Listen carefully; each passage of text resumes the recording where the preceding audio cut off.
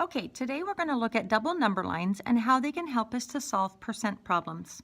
In a double number line, we're going to do exactly that. We're going to have two number lines. Our first number line will represent our percents. Our percent goes from 0 to 100. Our second line is going to be the number of somethings in the problem. So whatever our problem is about, the number that we're counting is the number we will use in our second number line. Now sometimes in the problem, they'll give us the total number and we can fill it in here. Sometimes they'll give us the part. The part will fall somewhere between the 0 and the total. So we just have to examine the problem, figure out which part they've given us, and then figure out the missing one. Now, in order to solve the problem, there are some steps we can follow. The first thing that we're going to do is after we read the problem, we're going to draw the number lines. Then we're going to fill in the numbers from the problem, and then we'll figure out what the missing number is. In other words, what do they want us to find in the answer? So let's take a look at our first word problem. Jojo would like to donate 50% of his savings to help victims of the forest fires. If Jojo has saved $180, how much will he donate? Okay, so I'm looking, I already have my two numbers circled. I'm looking at 50% is what he wants to donate, and Jojo has saved $180. So I have to think, is that my part or my whole? Let's go ahead and draw our numbers and then go from there. So my first number line is going to be my percent. So I start at 0 and it goes to 100%. And I'm going to label that my percent line. My next line is going to be my number of somethings. And what are we counting in this problem? Notice over here we have $180, so we are counting dollars. So I'm going to put a dollar sign here. Now I know my dollar sign is going to start at 0, but what is my total? Remember, I'm looking for the total. If Jojo has saved $180, that means he has $180 and he's going to give away part of it. So what I don't know is my part. I do know my total, so I'm going to plug in 180. Okay. So now what else do I have for my problem? Well, I've got my 180 on my number line. My 50%, that's what he wants to donate. So instead of donating all of his money, he's going to donate 50%. I'm going to mark that right here in the middle. 50%. So I've got to figure out what is 50% of 180. Well, one thing I can do is figure out my in-betweens. So remember, if this is 50%, this is going to be 40, this is 30, this is 20, this is 10. You can just kind of estimate some lines. Now, I know that 10%, it's always important to be able to find 10% of a number. I know that 10% of a number, 10% of 180 is going to be 18. So if I want to get to 50%, I know that I have to have 18 in this 10%, then 18, then 18, then 18, then 18. So that means I have 5 sets of 18 to get to 50%. I like to move numbers around in my head. If I have 5 sets of 18, I notice that I have how many sets of 10? I have 1 set of 10, 2, 3, 4, 5. So I'm just counting my sets of 10. Now I'm going to count how many 8s I have. 1, 2, 3, 4, 5. I have 5 8s, and 5 times 8 is 40. So that means 90 is my number. It is 50%.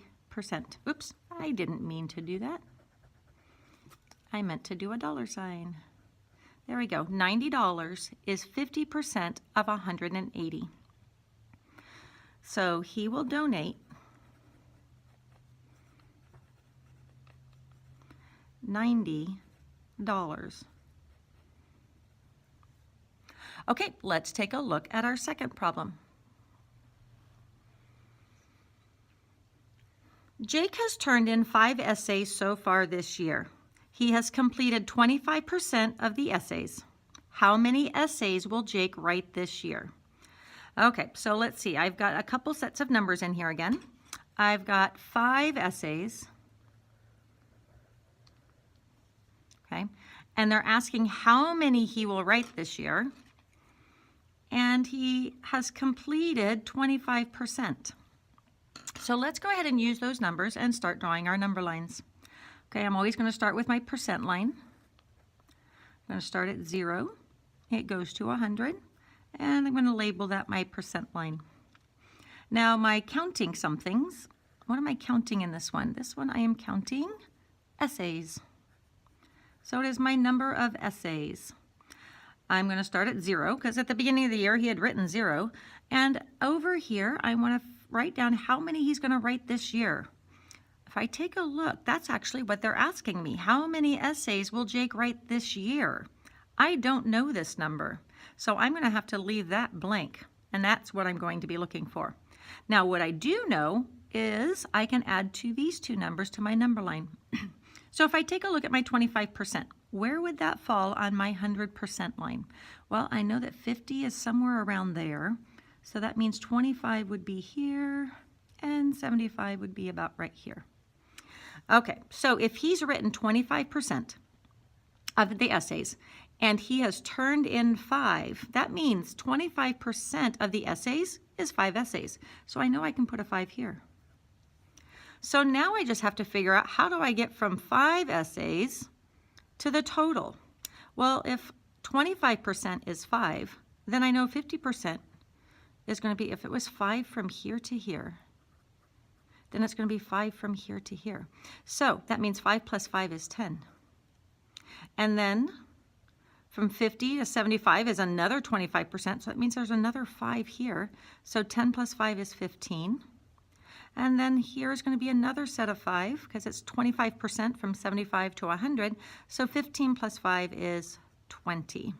So he will write a total of 20 essays this year. So Jake will turn in, Jake will write 20 essays this year. So in this one, I was missing the whole. Okay, let's take a look at our third one. Kate answered 90% of 30 questions on a test correctly. How many did she get correct? Okay, so taking a look at this one, I notice that I do have a 90%. Gosh, that's almost 100. And I notice that there are 30 questions on the test. 30 questions. Okay, so let's go ahead and start with our number lines. Okay, I'm going to start with my percent line. That's always the easiest. I'm going to start with 0. It goes to 100. And I am going to label it my percent sign. And then my numbers of something. Okay, well, she could have gotten 0, which she didn't. And the most, we're looking for the total. What are the most that she could have gotten correct? Well, on the test, there were 30 questions on the test. That would be my total. So my number is going to go here, 30. Now, she didn't quite get all of them right, but she got 90% of them. So I've got to put 90% somewhere on my number line. I do know that 50 is going to be about here. And since they end in zeros, I am going to count by tens. So 60, 70, 80, 90. Okay, so I want to find out. She got all of these correct, and she only missed this part. So it always does help me to find 10% of a number. So if I have 10% of a number, 10% of 30 is 3. So if I have my 40, 30, 20, 10, if it helps you, you can fill all these in. If you don't want to fill them all in, you don't really kind of have to. But it does help sometimes to see the numbers. Okay, so for every 10% she got right, she got 3 points, or 3 correct. So these are all 3s. So she got 10, 20, 30, 40, 50, 60, 70, 80, 90. She got 90% correct. So she got 3, 6, 9, 12, 15, 18, 21, 24, 27 correct. Because she got 9 sets of 3 correct. So that is 27. Now looking at this, I could have just gone backwards. She only missed 10%, so that means she only missed 3. So if I had worked backwards, I could have also seen that she got 27 correct. So Kate got 27 correct on her test. And that is how you can use number lines to solve percent problems.